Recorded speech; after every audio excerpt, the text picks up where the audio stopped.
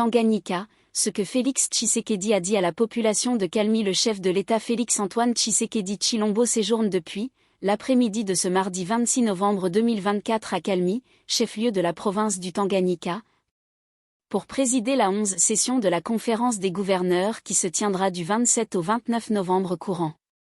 Après son accueil à l'aéroport de Kenda, le cortège présidentiel s'est dirigé vers le terrain Maendeleo sur la route Lumumba où il s'est adressé pendant près de 30 minutes à la foule amassée sur le lieu pour écouter le message. Dans son message, le président Félix Tshisekedi est revenu sur ses 6 engagements conclus avec le peuple congolais lors de sa prestation de serment en janvier dernier, notamment l'amélioration du pouvoir d'achat de la population à travers la baisse de prix du carburant, des produits de première nécessité et la régulation du taux du dollar américain contre le franc congolais, la diversification de l'économie nationale, l'accès aux services sociaux de base notamment la santé et l'éducation ainsi que la réforme de l'administration publique.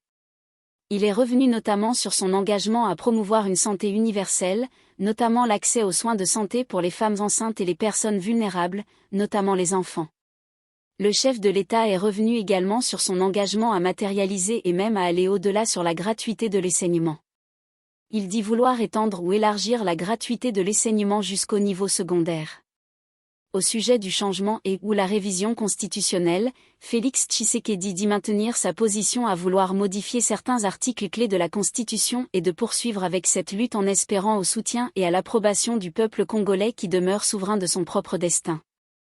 Il a appelé la population à ouvrir les yeux sur les enjeux liés à cette Constitution. J'ai déjà donné ma position. Je vous fais confiance parce que je sais que vous êtes un peuple mature, vous savez ce qui est bien pour vous. On ne peut pas vous empêcher de réfléchir sur votre constitution et de prendre la décision qu'il faut, a déclaré le chef de l'État. En ce qui concerne la province du Tanganyika, Félix Tshisekedi a demandé à la population de soutenir ceux qui l'accompagnent en tout dans la matérialisation de ses engagements. Il invite la population à accompagner et à soutenir les actions que mène le gouverneur du Tanganyika. Tout ce que le gouverneur fait au nom du président de la République, c'est au nom du peuple congolais.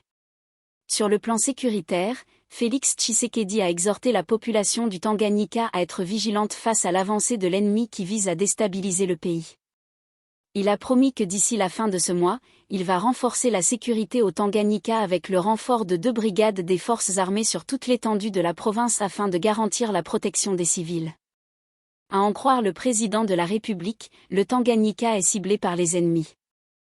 Nous avons les compatriotes qui se sont fait les complices des pays voisins pour déstabiliser la République démocratique du Congo, et parmi les provinces les plus visées, nous avons le Grand Katanga et particulièrement le Tanganyika.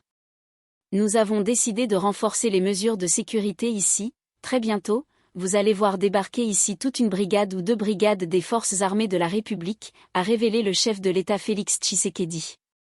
Le président de la République est revenu aussi sur les accords signés avec certains partenaires, notamment l'ANADEC, sur la création de l'emploi. Il a précisé que l'État n'a pas assez de moyens pour donner de l'emploi à tout le monde. Il a toutefois réitéré la ferme détermination du gouvernement congolais à accompagner les jeunes dans la création d'emplois à travers l'ANADEC. Améliorer le pouvoir d'achat.